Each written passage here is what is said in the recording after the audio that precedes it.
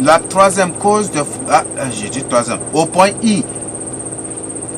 L'autre cause de fausses accusations, c'est le manque de vie, de sanctification et de sainteté. Si tu n'es pas rempli de la parole de Dieu, si ton cœur là n'est pas rempli de la parole de Dieu, ce sont les démons, les paroles de Satan qui vont te remplir. Si ton cœur est rempli à 50% de la parole de Dieu, 50% des choses de Satan, c'est comme ça aussi. C'est ça là qui va te pousser à accuser faussement les gens. Fais vraiment attention et dépends-toi pour ton salut. Donc, le manque de vie, de sanctification et de sainteté fait de toi le bonheur de fausses accusations et fait de toi une arme fatale pour accuser faussement les gens. Fais vraiment attention. Donc, il faut que tu sois rempli à 100% de la parole de Dieu. Si 50% de ton cœur, de ta vie est lumière, 50% ténèbres, tu deviens une arme fatale pour de fausses accusations. Et c'est toi que l'ennemi va utiliser pour accuser faussement. Donc, mène une vie de sanctification. Crée réellement Dieu. Ça va beaucoup t'aider.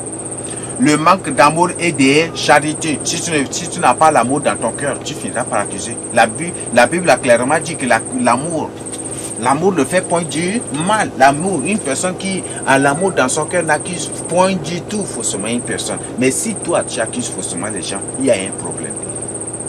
Il y a un problème. C'est qu'il n'y a pas l'amour dans ton cœur. Une personne qui a amour n'accuse point du tout faussement une personne. Une personne qui a amour ne cherche pas la mort ne cherche pas la perdition de son prochain. Une personne qui a l'amour dans son cœur, une personne qui a amour, ne cherche point du tout à ce qu'on chasse, qu'on renvoie son prochain parmi les yeux. Pour que le monde de terme le récupère au quartier. Non. Mais si une personne vit cela, c'est qu'une personne qui n'a point du tout l'amour dans son cœur. Et c'est une personne qui est remplie au moins à 90% ou à 94% ou à 100% des ténèbres. En d'autres termes, c'est une personne qui est ténèbres aussi. Le manque de discernement. Il y a des gens qui n'ont même pas l'esprit de discernement. Il y a des gens qui n'ont pas l'esprit de discernement. Donc il faut que tu aies le discernement. L'esprit de discernement, que cela devienne ta vie, ton mode de vie. Mais si tu n'as pas l'amour, si tu n'as pas le discernement, c'est un peu difficile. Tu vas te mettre à accuser faussement. Peut-être tu vois une personne avec des yeux rouges, vous allez dire, ah, c'est un sorcier. Parce qu'il a des yeux rouges. Tu vois une personne avec des barbes, vous allez, ah, ça c'est un occultisme. Vous allez finir par accuser parce que lui, il a laissé ses barbes longues. Ou peut-être si vous voyez une personne avec, je ne sais pas, avec une tête ovale et que c'est un vrai serviteur de Dieu, vous allez, oh, quel vrai serviteur de Dieu qui a une tête comme ça, vous allez dire. Ou peut-être un serviteur, ou parce qu'il a un visage long, ou peut-être comment vous allez dire, ça ce n'est pas un vrai serviteur de Dieu. Si tu n'as pas même il y a ceux-là qui disent, les vrais qui disent, même ceux-là qui disent même que les vrais serviteurs de Dieu, non, mais qui enseignent, ils enseignent aussi que les vrais serviteurs de Dieu sont des utilisateurs. Ceux qui connaissent la parole de Dieu parfaitement, que ce sont les blancs. Donc si c'est un blanc qui se tient devant les noirs pour enseigner la parole de Dieu, même si c'est des petits, c'est ça la vraie parole de Dieu. C'est ce qui ça s'enseigne à beaucoup dans d'autres groupes. Donc quand c'est un noir, on dit, oh, les noirs depuis quand? Et c'est comme ça. C'est ça, les terribles choses qui se passent en ces derniers temps. Nous avons au point L, les faux soupçons. Quand tu as des faux soupçons, ça va te pousser à les faux soupçons conduisent obligatoirement aussi à des fausses accusations. Nous avons les imitations. Il y a des gens qui imitent les autres aussi dans leurs accusations. Sans toutefois. Parce que l'autre a dit comme ça, eux aussi ils prennent comme ça aussi. La malinterprétation des choses. Il y a des gens qui n'ont pas reçu le don d'interprétation des visions, des rêves de Dieu. Ne confondez pas l'interprétation des visions avec celle des rêves ou avec celle des révélations ou des songes. Le rêve est indépendant de lui-même. La vision indépendante d'elle-même. Les révélations sont indépendantes d'elles-mêmes. Le songe est indépendant de lui-même. Le cauchemar, c'est indépendant de lui-même. Donc, si tu n'as pas reçu le don d'interpréter les rêves et que tu as reçu le don d'interpréter les visions, n'ose pas interpréter les rêves. Fais la différence entre rêve, cauchemar, songe, vision, révélation et autre chose. Ça va beaucoup t'aider. Mais si tu n'arrives pas à faire la différence, c'est quoi c'est ça? Si tu n'arrives pas à faire la différence, ça va être difficile. Peut-être tu as reçu le don d'interprétation des rêves, des révélations. Et toi, tu te mets à interpréter les rêves ou les songes. Ça, tu te détruis toi-même. Tu te détruis toi-même. C'est ça là qui va te pousser à accuser faussement les gens. Oui. Parce que ce n'est pas ton don. Donc demande au Seigneur, quel genre de don que toi tu as reçu? C'est le don d'interprétation des rêves, ou des visions, ou des révélations, ou de cauchemars. Il y a des rêves même, je ne sais pas, il n'y a aucun lien, je ne sais pas. S'il y a des élus, peut-être, mais il n'y a aucun élu qui a reçu ces dons-là. Oui, il y a ceux-là. Il y a certains qui peut-être auront le don d'interprétation des visions. Le problème, c'est que dans la plupart des cas, le Seigneur révèle à certains Jésus, le Seigneur leur révèle des choses qui sont claires, des trucs comme ça, qui n'ont pas besoin d'interprétation. Mais, si tu as reçu des dons d'interprétation des rêves, ne tente pas et n'ose pas interpréter des visions ou des révélations, des choses dans lesquelles le Seigneur ne t'a pas, ou pour lesquelles le Seigneur ne t'a pas donné des rêves, des dons. Donc, c'est ce que je tiens à partager avec toi. Mais, mais parmi les élus, je ne sais pas s'il y a peut-être parmi les nouveaux ou d'autres, mais ceux-là qui disent qu'ils ont reçu le don de vision, d'interprétation, de révélation, des rêves, des cauchemars, c'est un peu compliqué. C'est un peu compliqué. Je ne confie pas vraiment cela. Comment est-ce que le Seigneur va révéler ou le Seigneur est en train de les préparer pour les révéler un jour? Mais je ne sais pas, je ne suis pas sûr qu'il y a ces gens-là. C'est ce que je tiens à partager avec vous. Droit d'interprétation, même des visions ou des songes nécessaires.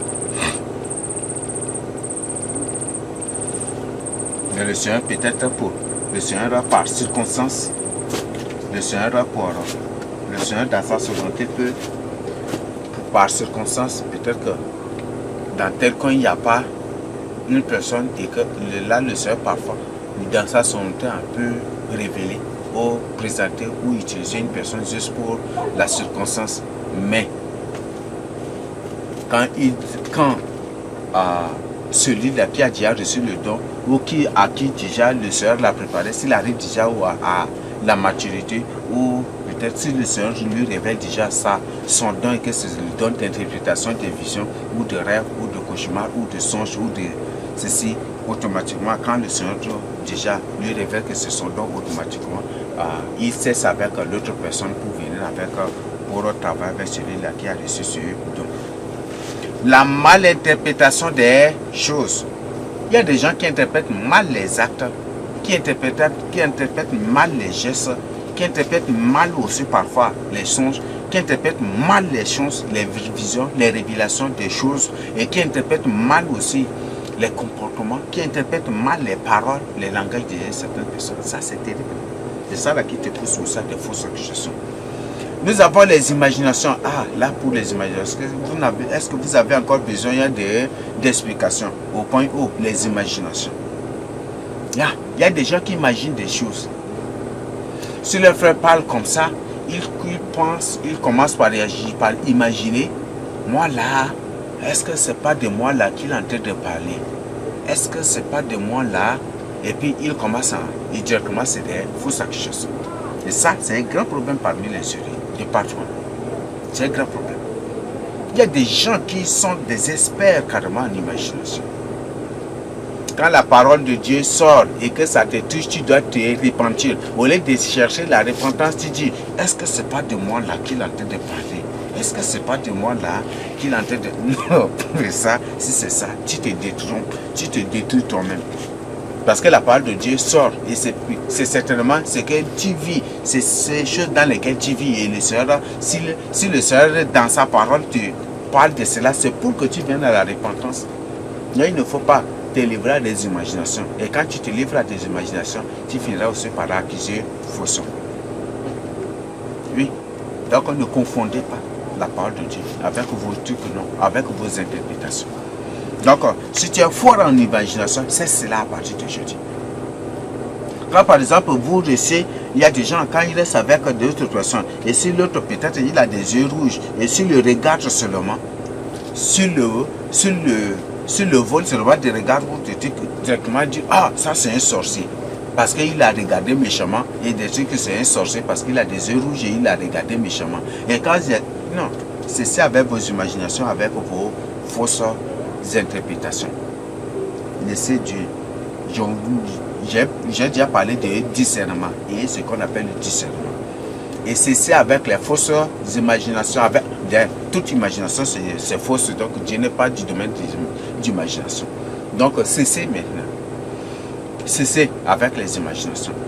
Est-ce que c'est pas de moi là? Est-ce que c'est pas de moi? Est-ce que c'est sur moi qu'il est en train de faire ça? Est-ce que ça?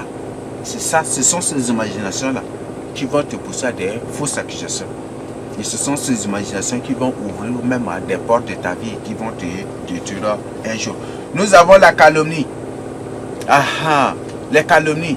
Une personne vient auprès de toi avec une calomnie et au lieu d'avoir un esprit de discernement ou chasser bien que c'est de la calomnie, tu crois à toutes ces choses, à toutes choses que la personne te dit ou partage avec toi et tu finis aussi par mettre en pratique pour accuser faussement l'autre. Fais vraiment attention. La médisance, c'est l'une des causes des fausses accusations. Nous avons les antécédents. Il y a des gens qui ont des problèmes avec leurs frères. Et au lieu de pardonner, de pardonner, doter cela de leur cœur. Au lieu de pardonner, alors ils refusent. Et ce sont ces choses, se basent sur ces choses-là pour accuser leurs frères, les antécédents. Si tu as des problèmes avec ton frère, cherchez à vous réconcilier. Cherchez à vous demander pardon. Que de te baser sur ça pour accuser faussement ton frère à travers des fausses visions, des fausses choses que l'ennemi te manipule sur lui. C'est ce que je voudrais te dire.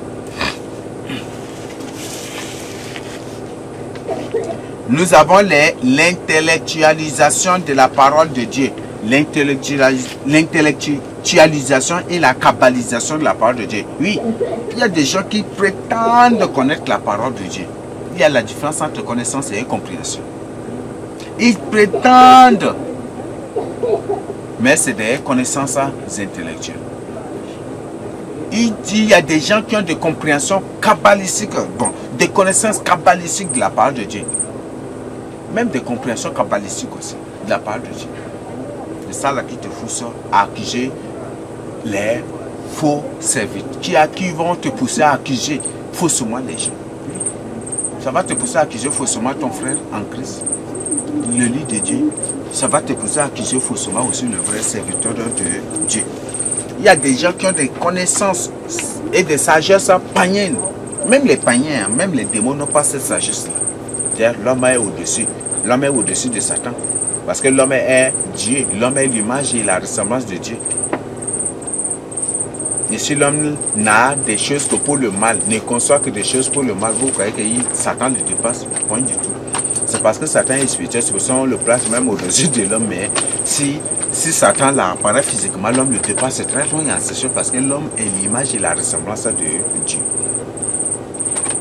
Donc il y a des gens qui ont cette sagesse-là d'accuser faussement les gens. Ils ont la sagesse de manipuler tout. De manipuler tout pour accuser leurs frères. Si, il y a des choses. J'ai dit il y a des choses. Il y a des gens. Il y a des phénomènes. Il y a des choses, il y a des phénomènes vraiment. Il y a des gens qui ont de la sagesse, qui ont tout au format de stratégie pour manipuler, pour faire des choses par la sagesse. Ils disent qu'ils sont forts, qu'ils ont de l'argent. Mais que Dieu maudisse cet homme, que Dieu maudisse l'argent que vous avez, que Dieu fasse périr l'argent, que tout ce que vous posez, que le Seigneur fasse périr cela. Il y a des gens terribles.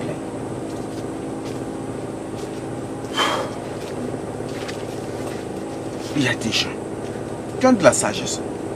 Parce qu'ils ont de l'argent, parce qu'ils ont des connaissances. Ils ont de l'argent, parce qu'ils ont des connaissances, des sagesses païennes. Ils manipulent tout contre leur cible. Alors que leur cible est innocente. Leur cible est innocente. Devant Dieu. Mais ils font tout pour que la personne soit chassée. Ils font tout pour comploter contre la personne. Il y a des élus de Dieu qui ont accusé faussement les élus. Ils les ont qualifiés à des prostituées, à des bordels, ils ont qualifié à des tout. Ils ont appelé même à leurs parents pour dire que voilà tel. Et ils se disent des élus, hein, des disciples, hein, ou des élus, ils ont appelé leurs parents pour raconter tout, ils ont comploté. Pour envoyer même ces élus. Pour faire tout. Et ils disent que c'est ça servir Dieu. Oui. C'est dans combien? C'est dans... Ah, j'oublie déjà. C'est dans Jean 16, non, verset 1 à 2. C'est dans ça non, que le Seigneur dit que l'heure viendra où les gens vous feront mourir, croyant rentrer un culte à Dieu, non, un culte agréable à Dieu. Donc c'est ce qui se passe déjà. Ce ne sont pas des vrais serviteurs de Dieu. Le mal attire le mal. Le mal attire le mal. Le bien attire le bien. S'ils sont de la vérité, ils n'aimeront que la vérité. S'ils aiment, s'ils vivent dans la vérité, ils n'aimeront que la vérité. Mais s'ils vivent dans le mal, ils n'aimeront que le mal et ils ne feront que le mal aussi. À leur prochain, croyant que c'est du bien qu'ils font. Surtout. Il y a des gens qui éprouvent du plaisir à accuser les gens, à insulter, à raconter de n'importe quoi sur les autres. À accuser faussement, à rendre des faux témoignages sur les autres. Et pour eux, c'est ça le vrai culte à Dieu. C'est ça la pratique des semences de Satan. J'ai déjà partagé avec vous. Est-ce une semence de Satan? Pour lui, le bien c'est le mal et le mal c'est le bien. Et c'est à cause de ça parce que qu'ils existaient déjà. Entre-temps, c'est Joël ou qui? Donc le Seigneur a dit, c'est dans Joël ou Michel ou j'ai oublié. Maudit soit celui qui appelle le mal le bien et le bien le mal. Beaucoup plus, c'est une interpellation aux semences de Satan. Oui. Et ceux-là qui les suivent aussi. Donc aujourd'hui, si une personne appelle le bien le mal le bien, c'est une semence de Satan. Oui, c'est une semence de Satan. Une personne qui te fait du mal, qui fait du mal à son prochain, il dit qu'il est élu de Dieu, il fait du mal à son prochain. Et il n'y éprouve aucun regret, aucun sentiment de repentance. Non, ça c'est une semence de Satan. Oui, ça c'est la pratique des semences de Satan. Il y a des gens qui font du mal à leurs frères dans le but de se consoler. Et bon, c'est vraiment terrible. C'est vraiment terrible. Comme ils sont exposés par le Seigneur, comme ils sont dans le mal, ils ne sont pas dans la vérité, dans le mensonge. Ce sont les fils de perdition, des gens dont la condamnation est connue même avant la création du monde. Des gens qui savent qu'ils ne seront pas sauvés. Des gens qui n'ont pas l'amour de la vérité en eux. Comme ils sont déjà exposés par le Seigneur. Quand le Seigneur les expose, après les avoir exposés, ils font tout contre les autres, juste pour se consoler. Ils croient toujours au mensonge pour se consoler. Je peux vous raconter une chose. Une personne, il y a des gens, si tu reçois une vision sur eux, que telle personne-là c'est leur coach, ils vont te dire que tu es un vrai serviteur de Dieu. C'est ça, non? Mais, si tu reviens encore pour leur dire que mon frère, tu as commis tel péché, le Seigneur m'a révélé que tu dois confesser tel péché, on va te dire directement que tu es un démon ou tu es un agent de Satan qui les combat ou qui combat leur famille. Il y a des gens comme ça. Ce sont des phénomènes. Non? Le Seigneur a dit qu'au dernier temps, il y aura des phénomènes. Ces phénomènes-là, c'est dans sa parole, il y aura ces gens-là. Il y aura ce genre de phénomènes-là partout sur la terre. Je suis parlé des phénomènes à la fin des temps. Et ce sont ces phénomènes-là qu'on vit déjà aujourd'hui. Si tu reçois, si tu reçois que le Seigneur leur a recueilli, leur don, c'est leur don, c'est le don d'évangélisation, qui sont serviteurs de Dieu, qui sont peut-être, un exemple, qui sont prophètes. Là, tu es un vrai serviteur de Dieu pour eux. Mais, si tu reviens pour leur dire, si une fois t'avoir révélé des choses sur eux, tu reviens pour leur expliquer, partager avec eux, que le Seigneur t'a révélé que tu as de tels liens, que tu as des choses, il y a de telles choses que tu dois confesser, tu dois te repentir, tu dois abandonner. Automatiquement, tu deviens faux serviteur de Dieu. Tu deviens automatiquement un faux serviteur de Dieu, un faux prophète. Il y a des gens comme ça. Donc si tu reçois le bien sur eux, tu es un vrai serviteur de Dieu. Mais si tu reçois des choses qui concernent leur vie, des choses cachées dans leur vie, des choses dissimulées dans leur vie, si le Seigneur te révèle leurs péchés, leurs choses, des choses qu'eux ils dissimulent et cachent dans leur vie, si tu reçois cela pour partager avec eux, automatiquement, soit on va te qualifier d'une personne qui combat, qui le combat, que toi tu es un faux serviteur de Dieu, tu es faux. Et tu es en train de le combattre parce que tu ne l'aimes pas. Et voilà, c'est ça. Il y a des phénomènes, j'ai dit, le Seigneur a parlé des phénomènes à la fin du temps. Et ce sont ces phénomènes. Ce sont ces phénomènes. C'est vraiment horrible. Donc, tu dois te repentir. Le but de l'enseignement, ce n'est pas du tout pour te condamner. Quand le Seigneur donne un enseignement, nous présente un enseignement, c'est pour la repentance. Ce n'est pour consoler personne. Ce n'est point pour décourager une personne. Ce n'est point du tout pour détourner une personne de lui, mais plutôt pour conduire une personne à la repentance. Si tu vis cela, repens-toi. La vraie repentance, je crois qu'on a déjà vu ce qu'on appelle la vraie repentance. Donc vous n'avez pas besoin que je revienne sur cela. Donc cesse maintenant tes connaissances païennes, cesse maintenant ton intelligence païenne, cesse maintenant tes savoirs, tes sagesses païennes là, cesse maintenant. Les choses du monde appartiennent au monde et le monde passe et tout s'aboutit. N'est-ce pas? Donc, si tu appartiens au monde, tu passeras aussi. Et ça va fracasser que le monde va passer. Donc, toi aussi, ta fin sera fracassée. C'est ce que je te dis.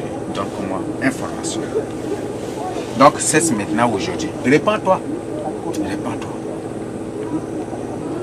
C'est ce que je tiens à partager. La kabbalisation de la parole de Dieu, je crois que j'ai déjà expliqué aussi. Les fausses confessions des sorciers ou des pécheurs. Oui, il y a des gens qui croient à 100% aux confessions des sorciers. Là, faites vraiment attention.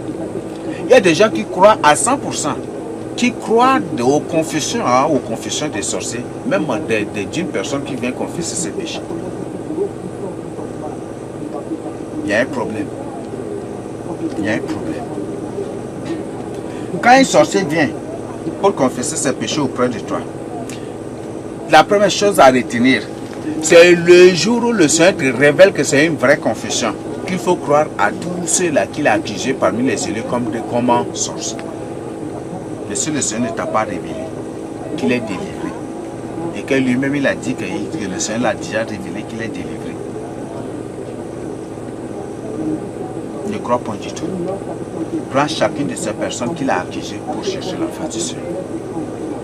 Et si réellement tu as l'Esprit Saint en toi, quand la personne accuse faussement une personne, toi-même, l'Esprit Saint automatiquement va réagir, que ce sont vrais disciples qu'il a d'accuser.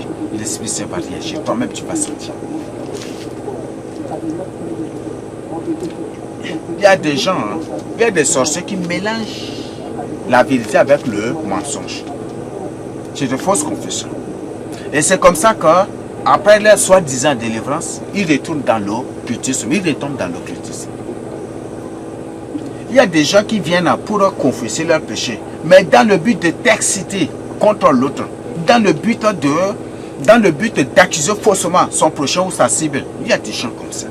Qui viennent pour la confession, mais ce n'est pas la vraie confession, mais c'est juste pour te pousser à accuser faussement sa cible. Celui qui l'a ciblé, ou celle qu'il a ciblée. Parfois, c'est pour t'exciter contre la personne. Tout vrai serviteur de Dieu est neutre. Tout don de Dieu est neutre. Dans ce domaine-là, si tu es berger, si tu es évangéliste, si le Seigneur t'a révélé que ton don c'est pour faire des cures d'âme, pour travailler avec des âmes, il faut que tu fasses attention. Sois neutre, sinon tu vas tomber dans un piège. Voilà les choses que je tiens à nous partager. Donc ne dis pas que non, lui là c'est un sorcier, hein, c'est un ex-sorcier, hein, il a servi Satan hein, et il est venu à la repentance. Hein, donc toute sa confession, tout ce qu'il a dit là c'est vrai. Même ses enseignements c'est vrai. Faux, c'est faux. Tu mens. Je te dis, tu mens. 1000 fois tu mens. Et tu es contre la vérité. Si tu ne sais pas, la dernière stratégie des sorciers en ces derniers temps, c'est de manipuler. Il y a des gens qui ne sont même pas du tout délivrés. Et qui passent pour des gens délivrés pour donner de faux enseignements, pour accuser faussement les gens, pour manipuler les gens. Et beaucoup sont tombés dans ce piège-là. Oui. Si tu crois que toutes les confessions des sorciers, ou peut-être de ces soi-disant sorciers que tu as délivrés, ou tu dis que c'est vrai, c'est mensonge, c'est faux. Et tu dois chercher la vraie confirmation de la part du Seigneur. La première chose à demander, Seigneur, est-ce que réellement la personne a été délivrée? Est-ce que la personne là, dernièrement, si une personne qui est remplie de l'Esprit Saint, oh, automatiquement, quand il suit les témoignages, si c'est un faux témoignage, automatiquement l'Esprit réagit, l'Esprit lui-même pressionne de ne plus suivre cela, l'Esprit lui fait comprendre, l'Esprit lui ouvre les yeux pour savoir et pour découvrir par lui-même, pour comprendre par lui-même que c'est un faux témoignage. Automatiquement en suivant, tu n'as pas besoin de prier pour avoir la confirmation. Il y a des visions. Quand par voie publiée, quand je prends pour suivre, et que c'est en suivant seulement l'Esprit, c'est automatiquement me faire comprendre que c'est une fausse vision. C'est une fausse vision. C'est une vision reçue par manipulation. C'est des choses reçues. Il y a des gens même là qui, par exemple, aujourd'hui, s'ils suivent le témoignage de l'enfer d'une personne, et demain là, ils vont sortir aussi avec un témoignage de l'enfer parce que c'est ça. Il y a des fausses visions. Et de telles choses, quand je suis déjà, automatiquement l'Esprit Saint réagit. Que ça ne vient pas de lui. Vous savez. Donc pour certains, je n'ai même pas besoin de prier. Je n'ai même pas besoin de prier.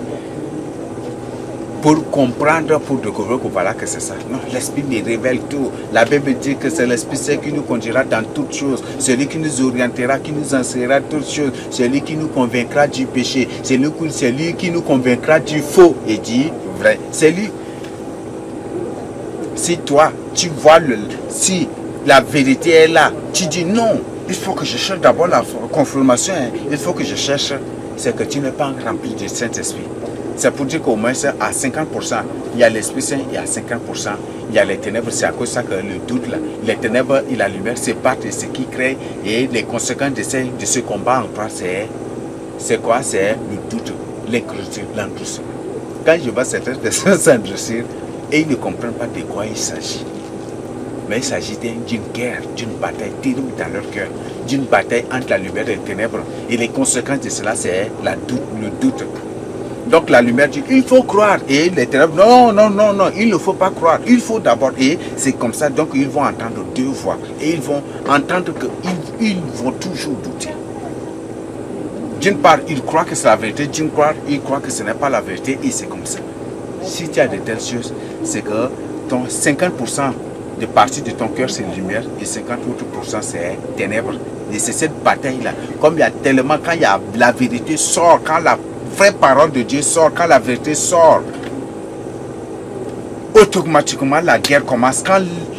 Quand l'Esprit Saint veut accueillir cette parole, quand tu veux recevoir cette parole, automatiquement aussi les ténèbres réagissent. Non, tu ne dois pas, la vérité ne doit pas entrer, et c'est comme ça. Et cette guerre-là va être intense, insupportable. Tu vas sentir, parfois même il y a des gens qui vont sentir de battements encore, des trucs.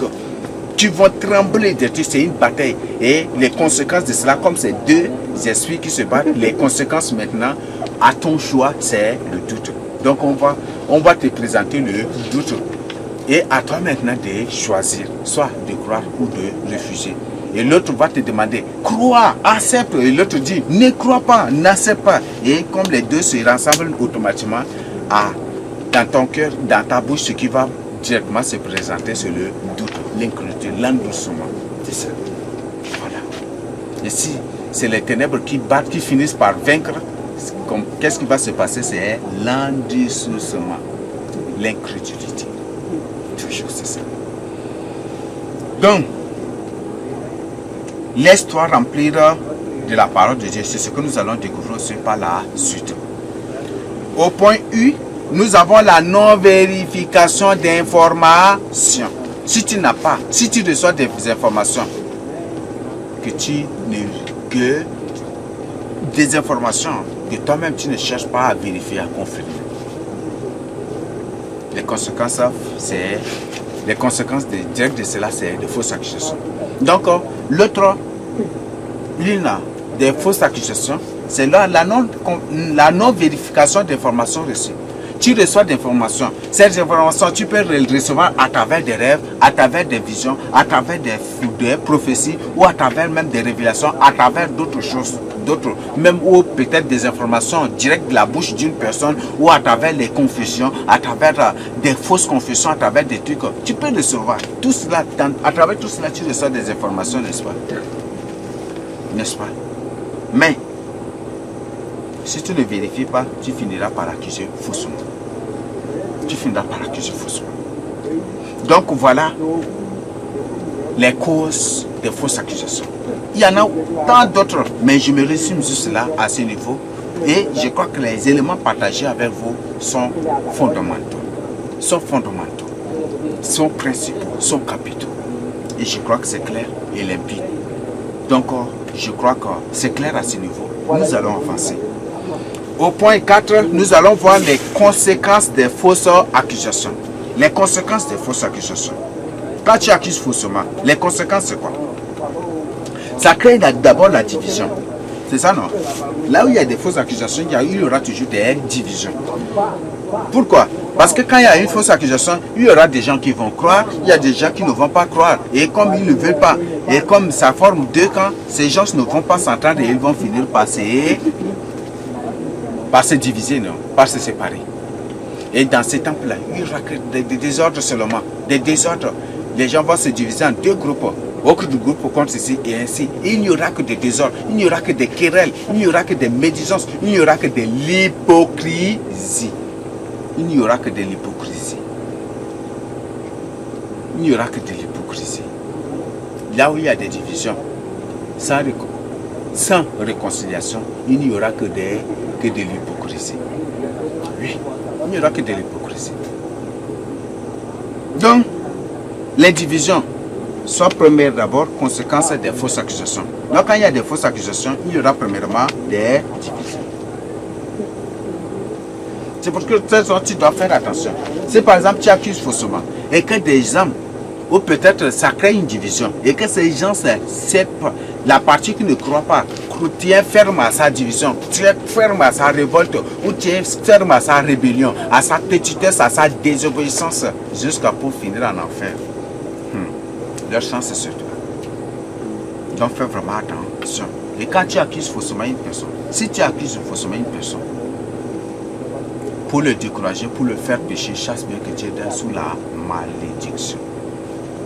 C'est clair? Nous continuons. Le découragement. Nous avons le découragement. Les conséquences. Si tu accuses faussement une personne, la personne, si ce n'est pas une personne forte, elle finira par se décourager, n'est-ce pas? Par se décourager ou par se retirer du milieu de vous. C'est ça. Donc, voilà les conséquences. L'autre conséquence, c'est le désordre. Oui, quand il n'y a pas l'ordre, c'est le désordre. Les fausses accusations créent toujours des désordres. Oui. Quand la vérité sort, ça réconcilie, ça rassemble. Mais quand des fausses accusations sortent, c'est le mensonge. Les gens aujourd'hui accusent la vérité d'être cause des troubles dans les foyers, des troubles dans le pays, des trucs. Oui. Alors que la vérité rassemble.